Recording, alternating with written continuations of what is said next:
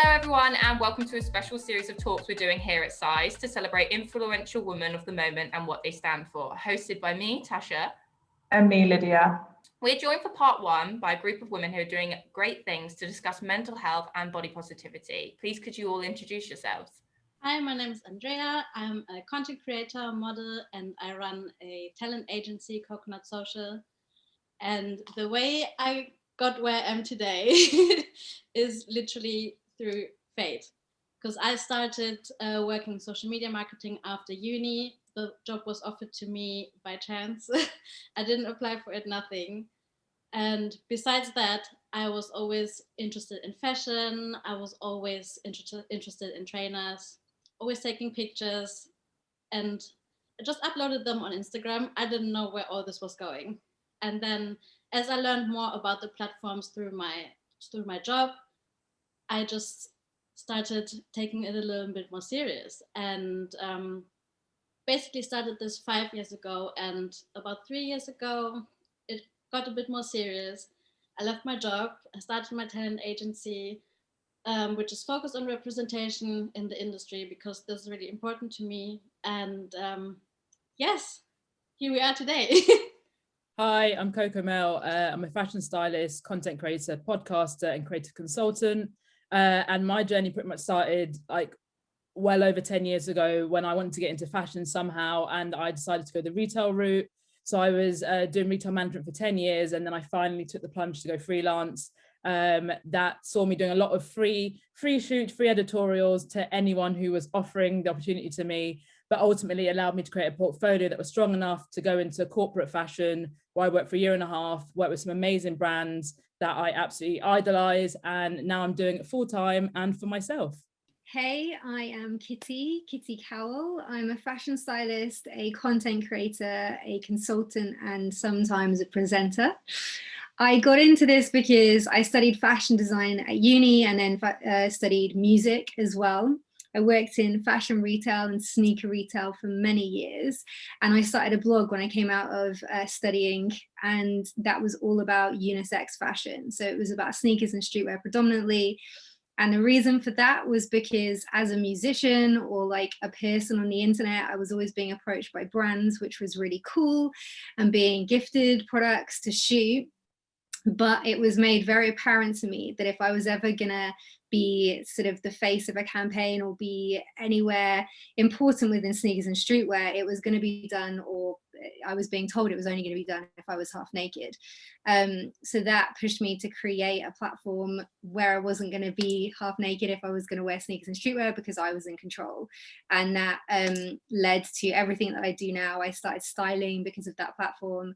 And that really has been my main career, being a fashion stylist for many years, and now being a content creator as well. And I do it all full time. And being sort of talking about inclusivity within that is a big thing for me now. And that means many things, which I'm sure we'll get into soon. Hey everyone, I'm Shan, Shan's Got Soul. I am a teacher by day, but I also do content creation and a bit of presenting as well. I got into this basically a bit like Andrea by chance. I just always had a love for trainers, and about 2 years ago, I just started like taking pictures of my sneakers on Instagram, and literally within like 6 months, I had pretty much started to really grow my platform. I had no intention of ever like working with brands or doing anything like that. But I suppose naturally, as my photography and everything progressed, I managed to get into this position where I am able to like inspire others. I'm really passionate about representation and also mental health. And I suppose my love for sneakers originally came from the fact that I have a real sporting background. So I grew up playing ice hockey for Great Britain. I played as the only girl on an all-male team up until the age of 18. And so I suppose like I've always tried to break barriers in kind of more male-dominated spaces. And it's something that I'm also trying to do within the sneaker industry. So that's a little bit about me. So as I said, we're going to be discussing mental health and body positivity today. So my first question is for the group, There's a well-documented and intrinsic link with body positivity, mental health, and social media. Do you think there's enough being spoken about regarding these topics?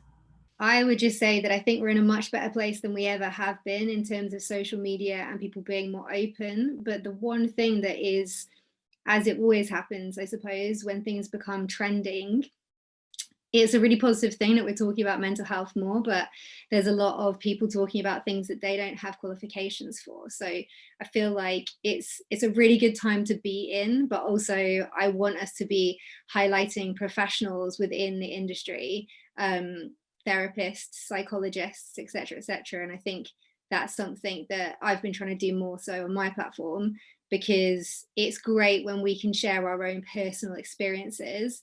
And I know that all of us are really good at doing that and saying, I'm not a therapist, but this has helped me. But I think that's been quite interesting. And especially from like, you know, why we're all sat here today talking about this with you guys, you're a brand, and brands kind of allowing us to voice these opinions is really cool. And this is the right way of doing it. But there has been some questionable, you know, hey, here's a t-shirt and like it says PMA on it, you know what I mean? But yeah, I definitely think we're in a much better place than we ever have been, and I'm here for brands helping push the right message. I'd love to know what you guys will think. I think like for me, being for like in the Black community, there's always been like a really big stigma around mental health. And so for me, like, I think our kind of generation have really tried to push the stigma away, kind of, especially like as young Black kind of people in influencing, or whatever you want to call it.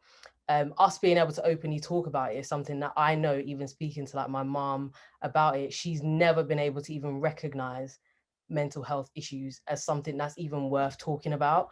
And so for me to be able to have a platform where I can openly talk about it and make it like less stigmatized, I guess, because people look at me and think, oh, you're amazing, you're doing this, you're so confident. But it's really important for me, and I think it's the same for everyone else, to have that platform where you can actually also show the other side of it. And as we all know, there is another side, I suppose, to having a social media platform. And I think we're all doing like amazing work to kind of break the stigmas within our own spaces. So for me, I would say in the Black community, it is really, really improving, but there is still work to go. I would definitely have to agree with Shan's point as well, obviously coming from a Black woman's standpoint and point of view these days. I think it's a lot more like, you know, openly spoken about and openly kind of unpacked, but I think there's still a massive way to go. And I think as well, like maybe like how even as Black people under those kind of subheadings around mental health and body positivity, like actually like how we fall under that. Because a lot of times for me, I think in the street community particularly, that like there's a lot of like male gaze that's definitely kind of like, I think had a lot to answer for how kind of maybe as like women of color or women in general, how we kind of, I suppose, present ourselves outwardly to the world. So I think there's a lot more that we're definitely trying to do, and obviously open up and have that vulnerability, I think, amongst each other and, you know, within ourselves. But I think there's still a lot more work to do, but I think it will take time. I think obviously, you know, nothing was kind of done, you know, quickly, and like something like this needs to be undone. We need to almost like unlearn things that we've learned, you know, within our households, culturally, community based, and kind of, I suppose, globally as well. And obviously make the necessary shift to make it even more openly and outwardly spoken about. Yeah, I just want to say, what a time to be alive. Because the body positive community has been fighting for a place in society for so long. And obviously we're nowhere near where we want to be, but we're in such a great place. And even in link to mental health, you need to have a really thick skin to be on Instagram and being curvy or plus size, and actually represent the body positive community. Because you hear things, you see things you don't want to hear, you think that are mean. You know, people have their opinions and they hide behind their screens. And this all comes with like mental health issues, body dysmorphia, imposter syndrome, and all of these things. But I'm really grateful that we are where we are today. That's such a lovely answer, Andrea. I really like the positivity coming through at the end about we're potentially getting to where we're supposed to be. SIS has recently announced an ongoing support with Manchester Mind, because we're aware of how serious it is at the moment. This is a delicate question, and as Katie said, we're not therapists, we're not professionals, but is anyone comfortable sharing what impact the last year has had on yourselves and how you've personally taken care of your mental health? So I suppose for me, like mental health, like my first like real encounter with like having to face my mental health probably happened in 2014. And as I've spoken about before, like even going back to 2014, which is only 6 years ago, me speaking about mental health, even within like my family and stuff, was unheard of, because it wasn't like, I don't know how to explain it, but I suppose we all had times where we felt down, and trying to put that into words when it's never really existed in your space before was really hard for me.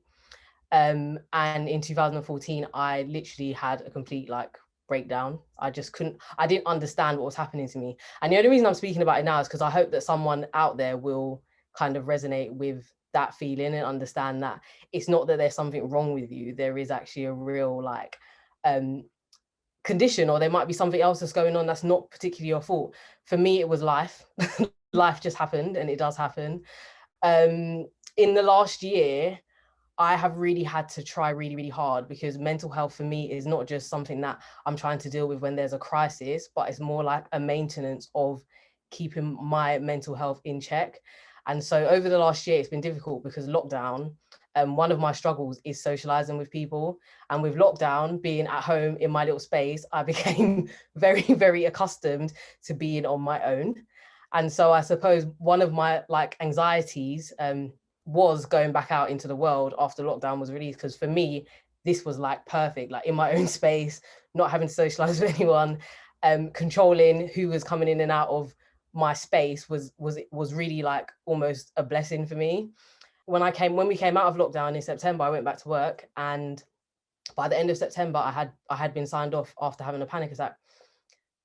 I was signed off for 2 months. And one of the things that I will say, especially, I don't know if this is just because of my experiences of not really feeling like I was allowed to feel like I was down, or I was allowed to feel that I could take time off to kind of heal myself mentally. When I went to the GP, I wasn't willing to say that it was anxiety or stress. I wanted it to be something else. I wanted my GP to say, to sign me off with something else, because I felt that almost embarrassment of like, you can't cope. But actually, one of the best things that I've done is own the feeling over the last year, is like actually own the almost like the label, and just be like, it's not me, it's this condition that I have that causes me to act certain ways or feel certain ways, and it's just something that I have to continually manage. And I think for me, especially over the last year, you would have seen times where I'm not on social media, where like I'll go like 2 weeks without posting. And for me, it's important to take those breaks. And that's definitely something that I learned over lockdown, because there was that pressure, because you're at home, to just create, find this creative space. And I just felt it was important for me to just kind of take a step back when I needed to, and also own the fact that I live with this disorder. I think you're right. I feel like a lot of times when you do suffer with mental health, you try and blame it on anything else other than that, because you don't want to admit to yourself that that's what's coming back in. So I think that advice of owning it is really helpful. It's like actually facing, like, this is what I've got, and the only way to deal with it is to look at it head on. That leads me well into my next question, which is for you, Shan. So you're a teacher, and this past year has had its own challenges, to say the least, especially in teaching. How do we make sure the next generation understand the importance of practicing good mental health? So for me, one of the things that really drives me, not just in my job, but when I'm creating content and speaking on my platform, is the fact that I remember being that little girl, like 10, 11 years old, and not understanding what was happening to me, or not understanding the feelings, or not even like recognizing even like traumatic things that had happened. I was kind of just like, I had so many strong women around me who like were amazing to me, but the strength made me feel like I just had to carry on. And I think for me, like ensuring that the next generation understand the importance of looking after their mental health. I mean, I work in sport, so not only am I interested in, skill acquisition, the biggest part of my job is actually recognizing the link between physical activity and mental health. And I don't let a session go by without asking my students almost, how are you feeling? It goes beyond like the sport side of things for me. It's more like I'm a mentor, a role model. As I said, I work in a college where there are 97% BAME. So for me, like, I'm in a position where I can push and change the narrative around mental health within so many spaces, my job, my platform. And so for me, it's really, really important that the next generation realize that you don't have to keep pushing on. You don't have to be the strong Black woman or Black girl. You don't have to be strong all the time. It's okay to show vulnerabilities, and in that vulnerabilities and seeking help, you will actually develop better mental well-being than trying to pretend like it's not there. And so, yeah, just genuinely making sure that young people understand the importance of maintaining good mental well-being, and that it's okay to ask for help. I think those are really important kind of take-home messages from any space that I occupy.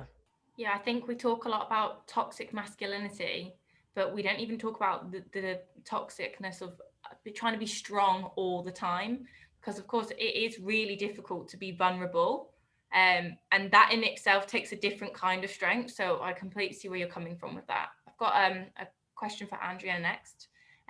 Running a talent agency focused on inclusivity and representation of a whole group of diverse people, have you seen a growing demand for creators and models of all types? Oh yeah, 100%. I think when I started my agency, I didn't focus as much on it because I just started, but the demand was growing, and I for myself saw how much work has to be done. So basically all my talents are some type of diverse people. Like if it's a Black person, if it's I don't know, someone who focuses on mental health, someone plus size, they're all from different backgrounds. I feel like within the last year, I know it's grown a lot for various reasons because of Black Lives Matter. And there are genuinely brands out there who want to make a change, who like look into their companies, get a culture manager in, who change staff, and really make a difference. But also there are the brands who just want that token person, which is fine, which is still a step, but there's so much more work to do. And I'm happy that I can really push for this through my agency with brands. You spoke at the beginning of the call about how the pressures of social media can lead to imposter syndrome. That comes up regularly when speaking about mental health. This is for the group. Have you ever experienced this? And if so, how do you find your way through it? Because I feel like a lot of people, especially influencers, people in the public or creators of any sense, are dealing with imposter syndrome. So this is my full-time job, and it's become so different because of lockdown, because like Coco knows, as a fashion stylist, you're on set, you're collaborating with different people, like you're living and breathing the creativity that you can share between other people, and you're not in your home environment, you're constantly in new environments, and that part of my job is what I enjoy the most. It can be also incredibly draining, but there's maybe a couple of those kind of shoots, those huge shoots that you do that are maybe like 2 or 3 days every month, and the rest of it is prep and then doing the smaller stuff between it. Whereas, although I'm incredibly lucky, and I know that, my life is now, I wonder if I can kind of show you guys this studio that I have here. And I have just focused on improving my home studio since lockdown, and it's been great from a work perspective because I can create content, especially when we first started lockdown and brands didn't know what was allowed and what was going to be possible. They were just sending me stuff, and I was like shooting products, like styling, self-style stuff for brands, so it kept a roof over my head. But the problem that soon arose from that is that I'm stuck between 4 walls all the time. And then I'm constantly looking for inspiration, like on the internet. Whereas what I used to do was go to museums, go to galleries, you know, go on huge like walks and sort of trips on the weekends to just get new inspiration. And music is a massive form of inspiration for me, always has been. And I can't go to gigs now, so I don't have the balance of working hard, playing hard. And it really started to affect my momentum and my enthusiasm. Like, I have a million ideas, there's no problem like with that, but my execution of wanting to get up and do it when it's like my bed is there and my studio is there, you know, it sounds like it should be the best thing, but it's not. And that's when imposter syndrome like started to really creep in, and it's been something that I've been fighting with, and it's quite alien to me because although I do suffer and have suffered my entire life with mental health issues, it's also balanced off with an incredible sort of confidence that I have at the same time, which is really weird. I'm very good at focusing and not allowing too much sort of negative influence to like affect what I'm doing. If I wanted to be a fashion stylist, like I decided it and I focused on it and I did it, you know, I'm very much like, this is my lane and I'm super happy for everyone in their lanes, you know, we can all do this together but separately. But imposter syndrome has allowed that like influence from the internet to constantly creep in and me be like, is my content good enough? You know, I'm not getting outside and shooting as much because there's less opportunity to do it because I can't shoot with other people and I can't shoot with other people as often, and etc. etc. So it's a tough one and it's very normal and we all get it.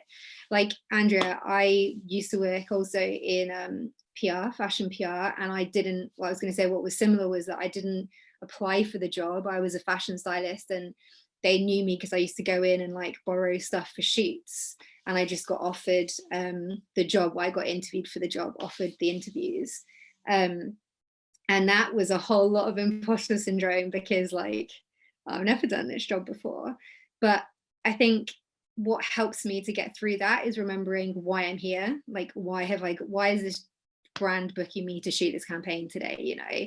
And why have I, back then it was like, well, I've been offered this PR role. Well, actually, you've got loads of relevant experience in other fields that lead you to being a really good person to try this position out. And no, you don't have 6 years of experience in PR like this other person that you're working with, but you have all these other things that they don't have. So yeah, I'd love to hear other people's opinions, but like unpacking it is the way that I deal with it. Reminding myself like, wait, hold on a minute, why am I in this lane in the first place, you know? Yeah, that's my 2 cents. I think like for me, it's like I've just had to feel the fear and do it anyway sometimes. Do you know what I mean? Like around the imposter syndrome, it's almost like I've convinced myself anyway that I'm not supposed to be here. So it's like, but I've prayed for these opportunities. It's almost like you've wanted these opportunities so much and then they come and they land in your lap and then you're like, am I even like deserving of it? You're almost like, okay, when I get there, they're going to realize I'm just an amateur. Like I'm just waiting for the moment when they just out me as like this person who's an amateur. And like, really, I've worked hard to be where I am. And I think my imposter syndrome comes from like, I'm not creative at all. Well, I suppose I am creative because I'm doing what I'm doing. But back in like when I was you are. I suppose like back when I was at school, it was like art was and creativity was like, can you draw? Can you like paint? Can you make clothes? And it was like, I didn't fit into any of those categories. I can't make music. Like they told me never to pick music for GCSE. They told me don't pick art. One time my art teacher wrote in my book, she was like, I don't understand it. Like she was just like, I don't understand it. So for me, I was just like, how can I be entering a creative industry when the whole time I failed so much at the creative arts? And so like sometimes I get into like, even with you like ladies and stuff, like that's like their full-time job, and like I have a full-time job that is completely unrelated to this side of my life.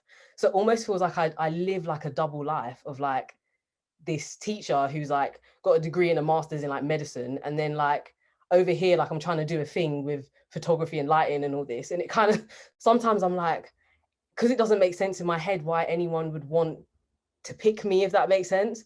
But then I just go back and I have amazing sisterhood of women around me who always encourage me. And I think that's another thing, like the imposter syndrome can only kind of eat you up in like your own head. And then outside of that, like I have women who will call me every day and like, you're amazing, your content was amazing, you're doing this, you're inspiring, you're this. And that kind of, okay, all right, I can move forward and do this. So I think the power of sisterhood with the imposter syndrome, and also just feeling the fear and doing it anyway, will be like your best kind of tools to kind of get past it. I'm not going to say it ever goes away, but you'll kind of start to get past it and build your confidence. From that, what I'm taking away is a mixture of reassuring yourself of why you're there, and also the people who are reassuring you why you're there. Bring those two together and hopefully you can combat it. So I think for me, I think the whole imposter syndrome kind of element and mindset, it wasn't even like a buzzword I was familiar with like pre-2020. It's like that feeling, if I felt it at any time coming up, I didn't know what that was. I just thought that was just fear. That's just what it's just being kind of like labeled as to me. So I think being able to almost identify it now in 2021, and obviously like last year as well, it was kind of quite like enlightening for me personally. Because I think coming up, there was no representation of any women who looked like me, sounded like me, was where I was from, doing what I wanted to do. So that syndrome was always going to live in me because I was the one breaking the barriers. I was the one a lot of times doing the first. I didn't have a sisterhood at the time to ask, how can I approach this brand, or what have I got to do to get into this event? It was all trial and error.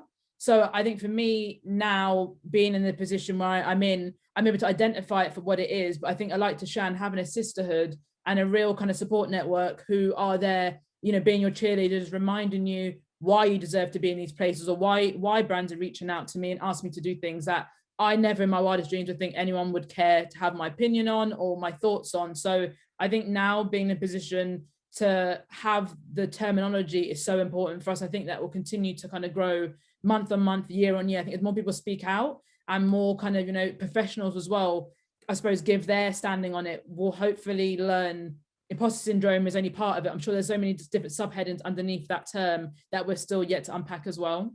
Just to say one quick thing on that, I did a Zoom the other day where I was listening to people talk about imposter syndrome, and then a friend of mine who is a therapist was talking about it to me as well. And it's interesting because she said it's not like a mental health, it's not something that you can assess someone with. It's a terminology of stuff that we go through, and it's really useful and interesting. But it's something that I would really love to hear more on from a psychologist or a therapist, because again, it's one of those buzzwords which is so useful. But I do think, like you're saying, Coco, it's actually really quite new to most of us. So yeah, something that like I'm like always looking for the new content of like, where's the psychologist that I can follow that can tell me more about these things. So if anyone knows and can share that, I would love to know. Leading on to my final question, which is for all of you. How do you use your platform to influence in the truest sense of the word? So staying true to yourself and giving a meaning to why people engage with you. I like to see my platform as a safe space for people who relate to me, who are plus size, who are curvy, who don't really have the confidence to wear clothes they actually want to wear because society puts them in this box of telling them they can't wear this. And really just by being my authentic self and just share my experiences and what I go through and how I break the barriers, how I don't care about what people think of me when I wear certain type of clothes. I think just by being my authentic self and trying to inspire people to step out of their comfort zones. I think for me, like what Andrea said, it's about being authentic. I didn't understand or I couldn't even imagine like the impact of me just being a Black woman who loved her skin, who kind of accepted herself for who she is in a society that never really gave her validation. I didn't realize how powerful that would be. So for me, it's about making sure that my platform allows women like me or women who were where I was a few years ago, just a bit of hope and inspiration that they can and they do have the permission to love themselves. And not only that, but also to own our vulnerabilities and kind of, as I said, start to feel the fear and do it anyway is like really, really important. Just kind of giving people that if she can do it, I want people to look and be like, if she can do it, then like, so can I. And that's pretty much it. Like, it's not really about me. I always think about the wider audience and how what I'm doing can really help to positively impact them. So that's what's important to me. And those messages, I'm sure you will get them, like those messages from women who have found your platform, or like after I've done lives and stuff, I'll get like paragraphs from women who are like, thank you so much for saying this, thank you so much for owning this, thank you. And it was just like, to me, that was way better than having 1,000 likes on the picture. So that's what I'm hoping, like the impact and the influence of my platform will be. I think for me, with regards to like influence and on my platform, I think just being outwardly and candidly and vulnerably and unapologetically me in all of what I stand in, you know, as a Black woman, as a creative, as a sister, as a daughter, all of these different attributes that make me me. And I think for me, I think I try to do it in an articulate way that I hope kind of is educational for people who don't know where I'm coming from, but then also really kind of relatable to other women who do know exactly what I'm going through day on day. You know what I mean? Like whether pre-lockdown, during lockdown, whatever. But I just think, yeah, I think speaking out in the way that I do, I think almost that allows me to connect with people on a different level, and not just a surface level, on a really intimate, personal level, where I've had, like to share, people sending me paragraph voice notes and wanting to call me or speak to me about what they've been through, maybe in like a corporate setting that where they were victimized, abused, or whatever. And it's just kind of like, it was really like eye-opening for me, where I'm like, right, people are actually listening to what I'm saying. Like I'm talking my hard truths, and it's resonating with people. And I don't speak out because I want pity or want, you know, sympathy or, you know, anything like that. I do it because I want it to connect or resonate with one person, just so that person knows, you know what I mean? Like, it's not just them. As a Black woman, we go through these trials and tribulations day in, day out, continually, but it's just getting ourselves up, shaking ourselves off, and kind of keep on fighting the good fight. Because if we stop, then it doesn't really hold any hope for the next generation coming up. So I definitely feel like I use my platform to try and influence and really kind of, I suppose, almost build a legacy behind what Black women, you know, in the London streetwear and sneaker scene are really doing right now. I did a music course just before I moved fully to London. I was born here, but grew up outside of London. And that course really, really helped me to define what authenticity meant. They had this really clever way of saying to you, you're either going to be a Lady Gaga who is playing a character, and she's always playing that character. When the cameras are on, she's playing Lady Gaga. And when they're off, then she's in her pajamas. But you will never see her, you know, putting her bins out, for example. Or you're an Ed Sheeran and you are authentically you. And Ed Sheeran did the same course. And I found that really resonated with me. And I was going, like, really just starting to understand what mental health meant then. And anyway, that was when, like, I first started with Instagram. Didn't know what I was doing. I used to post like 1 billion pictures a day with like ridiculous filters on and stuff.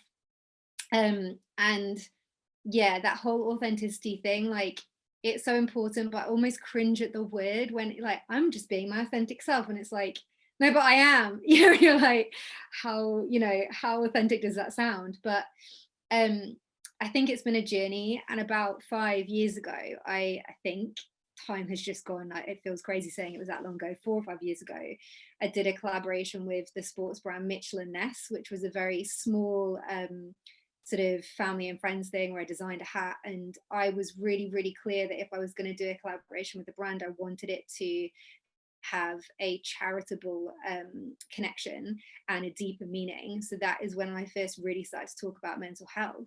And I did, off my own back, but like alongside the project, a 3-part YouTube series where I introduced 6 of my friends.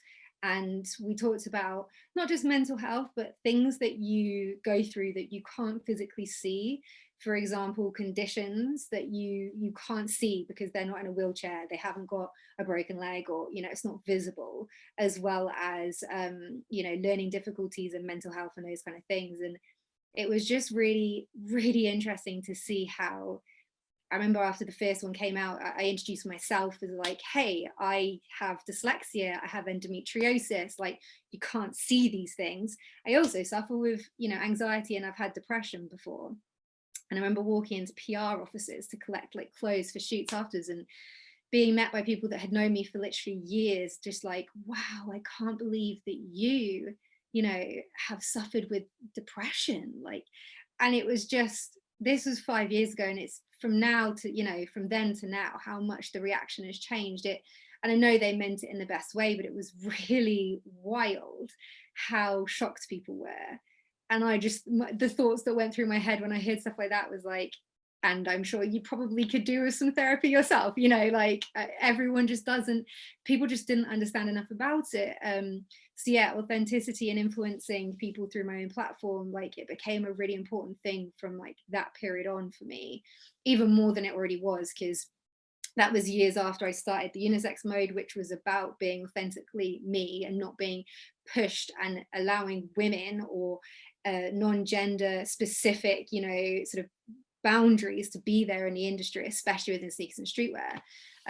You know, it became even more important for me and what that meant, because my goal originally had been, okay, I might have boobs, but I don't need to have a wet t-shirt on in this photo shoot, you know, or, and now, then it became, oh, actually dyslexia has completely like ruled my life, so that's relevant, I should talk about that.